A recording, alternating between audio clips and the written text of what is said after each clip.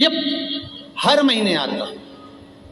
जब आपके हृदय में कभी कोई बात आ जाए कि बाबा आज मेरा मन ये कह रहा है और आपको सुनना है बाबा, आपको स्वीकारना है बाबा, आपको मेरे मन की बात जानना है बाबा, बस हाथ में चंदन लगाया, बेलपत्री का भाग इस तरह से पकड़कर शिव जी से अपने हृदय की बात कहकर, मेरे देवाधिदेव महादेव से दिल से कहकर, अशोक सुंदरी वाली जो जगह होती है, आपको बताया है अशोक सुंदरी का जो स्थान होता है, ये शिवलिंग या अशोक सुंदरी की जगह, इस बेलपत्र को अशोक सुंदरी वाली जगह पर जहाँ शिवलिंग है, शिवलिंग की साइड पर पहले नंबर की पत्ती का मुख होना चाहिए, बस उसको रख दीजिए और उस पर थोड़ी देर हाथ रखकर अपने हृदय की बात मेरे महादेव को दिल से कहकर आ जाइए। अगली सोमवार की अष्टमी या अगला प्रदोष या अगली शिवरात्रि जब आती है, मेरा महादेव आपकी मनोकामना का भाव पूर्ण करता है। ये शिव तत्व है। एक बात अपने जीवन में उतार कर रखिएगा, सोमवार की अष्टमी, शिवरात्रि या सोमवार, प्रदोष, बन सके तुम्हारे पास में शिवालय हो या बेलपत्री का वृक्ष हो, वहां दीप दान अवश्य करना चाहिए। अब एक बात का स्मरण आपको रहे थोड़ा सा, अगर किसी कामना के वश अगर हम दीप लगा रहे हैं या हमारे मन में कोई भाव उत्पन्न है और हम बाबा से कहना चाहते हैं कि बाबा मेरा ये कार्य है आप पूर्ण करिएगा, तो फिर शिव मंदिर में भी लंबी बाती का दीप आप प्रदोष या सोमवार की अष्टमी या सोमवार या आप शिवरात्रि को बाबा से निवेदन कर कर लगा सकते।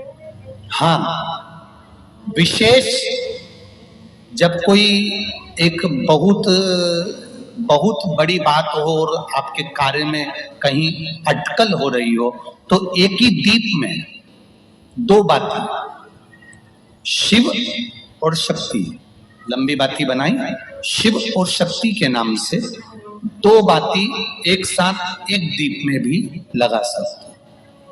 पर कब? जब विशेष कोई आपका कार्य हो और वो अटक रहा हो, विशेष कोई कार्य, और आप बाबा से प्रार्थना कर रहे हो, तो दो बाती का भी प्रयोग आप कर सकते हो। ऐसे शिव तत्व। शंकर भगवान को धतूरा कब चढ़ाना चाहिए उसका विशेष ध्यान रखें। जैसे शिवरात्रि है, प्रदोष है, या सोमवार है, या कोई विशेष आपका उत्सव है, तो आप शिव जी को धतूरा चढ़ा सकते हैं। या विशेष कोई बीमारी ऐसी लग गई है या विशेष कोई तकलीफ ऐसी हो गई है जिसका निवारण नहीं हो रहा, तो आप धतूरा चढ़ा सकते। धतूरा चढ़ाने का भी एक क्रम है। हल्दी में भिगोकर धतूरा चढ़ाया जाता है लक्ष्मी के लिए। चंदन में भिगोकर धतूरा चढ़ाया जाता है आयु की वृद्धि के लिए। अबीर एक सफेद कलर का बॉर्डर होता है। अबीर गुलाल जो होती है, गुलाल में अबीर डलता है, चमकदार, आपने देखा होगा अबीर। तो अबीर में धतूरा जो डुबो कर चढ़ाया जाता है, अबीर को लगाकर चढ़ाया जाता है, वो रोग मुक्ति का होता है। काय के लिए होता है वो? रोग मुक्ति। ओम श्री शिवाय नमस्तुभ्यम, ओम श्री शिवाय नमस्तुभ्यम, रोग की मुक्ति। धतूरे का भी एक स्मरण होता है महाराज। बहुत भारी रोग है, बीमारी लग गई है, डॉक्टर अपना काम कर रहे हैं, घर का व्यक्ति बहुत बीमार हालत में पड़ा हुआ है, तो बेलपत्री के वृक्ष के नीचे भी शिवलिंग का निर्माण कर कर एक धतूरा समर्पित करा जाता है, जिससे रोग से मुक्ति होती है। उसमें ना तो हल्दी लगाई जाती है, ना चंदन लगाया जाता है, ना अबीर लगाया जाता है, केवल धतूरा चढ़ाया जाता है। जिसके जीवन में हमेशा कांटे ही मिले हैं।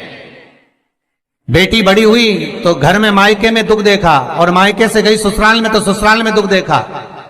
ससुराल में भी दुख देखने के बाद में भी पति को बहुत कुछ काम खुलवाया, बहुत धंधे खुलवाए, नौकरी लगवाई, पर वो पति बार बार छोड़ कर आ गया, बार बार तकलीफ भोग रहा है, बार बार कष्ट भोग रहा है।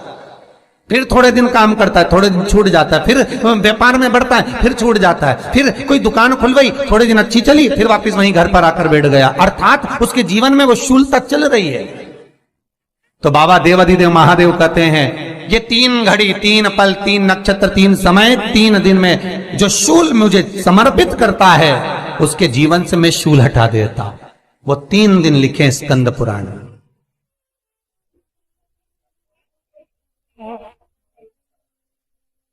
महाराज बैसाख महीने में जो प्रदोष आती है, बैसाख के महीने में बहुत ध्यान से सुनना भाई, जो अपनी जिंदगी से बहुत तंग आ गए हो, परेशान हो गए हो, कष्टमय जीवन जी रहे हो, बहुत दुखी हो गए हो, उनके लिए ये स्कंद पुराण का चरित्र फिर मिले ना मिले आप प्रेम से सुन लो। भाव से पहला बैसाख महीने की प्रदोष, चाहे वो शनिचरी प्रदोष हो, चाहे रविवार की हो, सोमवार की हो, मंगल की हो, बुधवार की हो, गुरुवार की हो, शुक्रवार की हो, शनिवार की हो, कोई भी वार की हो, पर बैसाख महीने की प्रदोष, प्रदोष काल में शाम का समय सूर्य डूब रहा हो, बस डूबा ही हो, और उस समय पर सूर्य के डूबन के तुरंत बाद बाबा को धतूरे के साथ में बेलपत्री ना चढ़ाते हुए बेलपत्री के वृक्ष के 7 कांटे बाबा के शिवलिंग पर समर्पित करे जाते हैं महाराज, अपनी जिंदगी में अड़चनों को हटाने के लिए। फिर आप जिस व्यापार में उतरे, जिस व्यवसाय में उतरे, जिस नौकरी में उतरे, आप दिल से करें, आपको तरक्की मिलेगी। आप हार नहीं सकते, नीचे नहीं आ सकते, उन्नति पर ही चढ़ेंगे। एक वैशाख मास की प्रदोष, दूसरा शिवरात्रि के दिन मध्याह्न का समय। महाराज जो बड़ी शिवरात्रि होती है माघ की, बड़ी शिवरात्रि के अंतर्गत मध्याह्न का समय, दोपहर के ठीक 12 बजे, चाहे फिर वो कोई भी दिन हो महाराज, शिवरात्रि जिस दिन पड़ रही हो,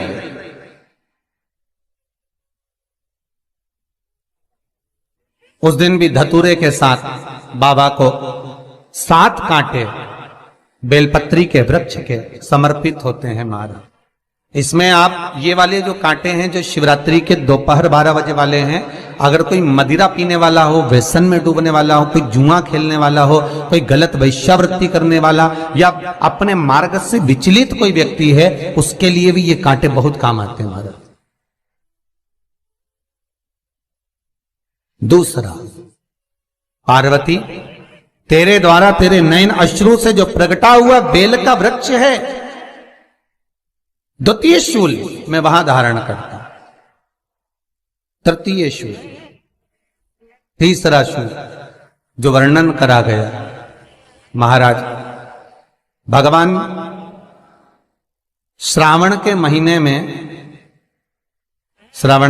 में जो भी दूसरा सोमवार पड़े, जो भी पड़े, श्रावण के महीने का जो दूसरा सोमवार होता है, उस दूसरे सोमवार में रात्रि के समय पर, अर्थात शास्त्र अब घड़ी और पल का स्मरण करेंगे तो रात्रि के बजेंगे 10 से 12 बजे महाराज, 10 से 12 के बीच में धतूरे के साथ बाबा को शूल समर्पित होता है महाराज। ये भी हमारी बाधाओं को, हमारी तकलीफों को, व्यापार व्यवसाय के लिए, नौकरी सर्विस के लिए, बहुत सारे एग्जाम में आप बैठ लिए, गवर्नमेंट एग्जाम के लिए बैठ लिए, नहीं हो रहा, ये 3 बार मेरे शंकर को बेलपत्री के वृक्ष के शूल समर्पित होते हैं, उसका आनंद पाना और उससे अपने को सुख प्राप्त करना।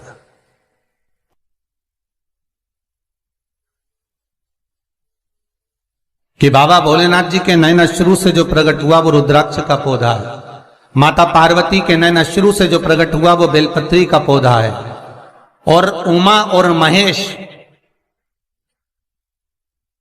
जिस महेश के वंशज हैं महेश्वरी, जिनकी 12 खाम प्रगटी है भगवान महेश के द्वारा,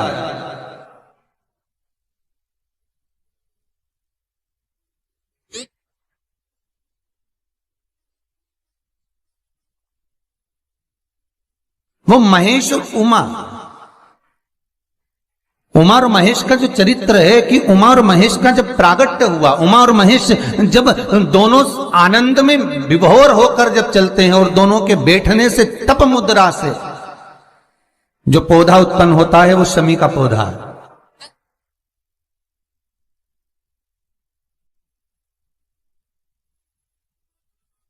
शमी का पौधा। तो एक बात ध्यान रखिए, शिव जी के द्वारा जो निर्मित हुआ उसमें कोई शूल नहीं है, उसमें कोई कांटे नहीं है। पार्वती के द्वारा जो निर्मित हुआ बेलपत्री का पौधा, उसमें कांटे हैं। और पार्वती के मिलन से भी जो उत्पन्न हुआ है शंकर के साथ में, उसमें भी कांटे हैं। शमी के पौधे में भी कांटे, शमी के वृक्ष में भी कांटे।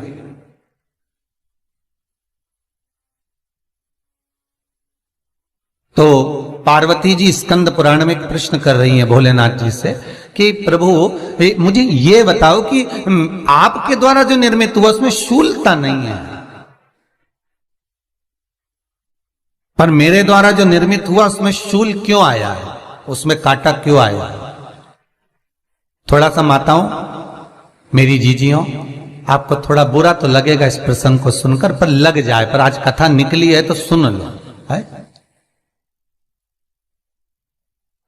कि शिवजी जिस रुद्राक्ष को उत्पन्न कर रहे हैं उसमें शूलता नहीं है, पर पार्वती जी जो संग में मिली हैं उसमें भी शूलता है, और पार्वती के द्वारा जो प्रकट हुआ बेलपत्र उसमें भी शूलता है। तो भगवान महादेव बोलते हैं, पार्वती मैं तुझे कुछ कहूं और कहने पर तुझे तेरे हृदय में कोई बात चुभे, शूल लगे तो मुझे ठीक नहीं लगेगा। नहीं नहीं नहीं, आप कहिए प्रभु, मैं सुनने के लिए तैयार हूं, आप तो बोलो कि कारण क्या है। भगवान कहते हैं, पार्वती बस अंतर इतना है, नारी का जो स्वभाव होता है, स्त्री का जो स्वभाव होता है, उसके हृदय में छोटी छोटी बात के शूल बहुत होते हैं।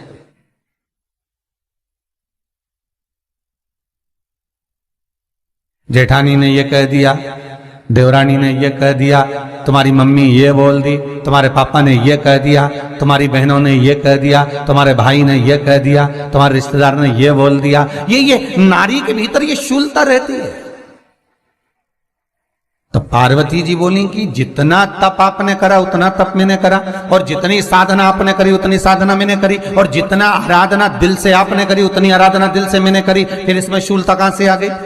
भगवान शिव बोले, बस पार्वती बात इतनी सी है कि जब मैं आराधना करने बैठता हूं तो मेरी दृष्टि में सम्मुख में कुछ नहीं होता। जब मैं आराधना करने बैठता हूं तो मेरी दृष्टि में मेरे सम्मुख में कुछ नहीं होता कि कौन ने क्या करा है, कौन ने क्या बोला है, कौन क्या कर रहा है, उससे मुझे मतलब नहीं होता, उससे मुझे कोई मतलब नहीं। पर पार्वती जब तू आराधना करने भी बैठती है ना, तो तेरी चित्त वृत्ति में कहीं ना कहीं किसी ना किसी रूप में कोई शूल आ ही जाता है।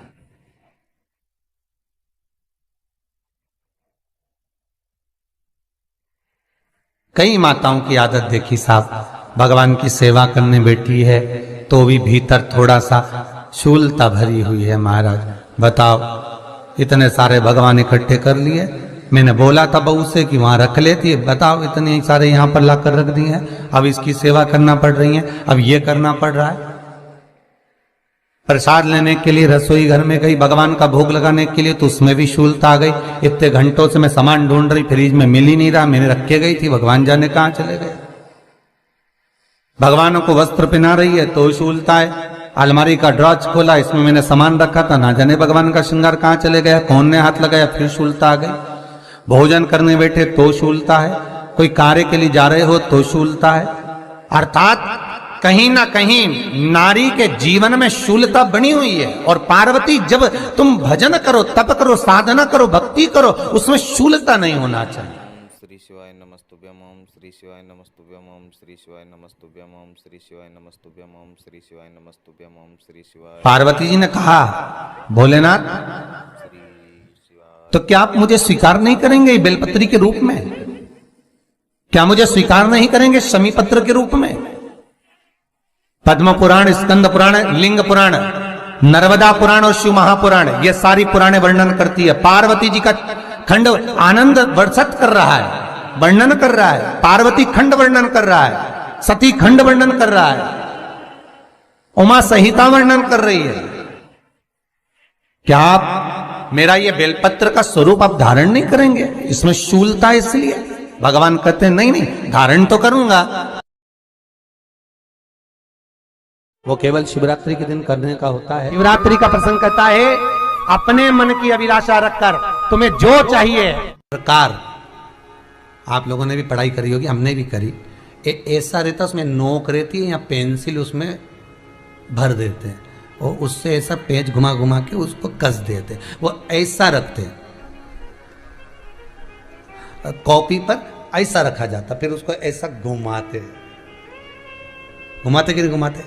अरे बोलो तो, सबने कराए ना ऐसा घुमाए, वो घुमाते एक जैसा गोला बन जाता बिंदु। वो जो नोक होती है ना वहाँ चुभी रहती है और वो एक ही जगह पे रहती है और घूमती जाती है। उसी तरह इस मन को, इस दिल को एक में लगा के रखो, बाकी की सब दुनिया में घूम के आ जाओ।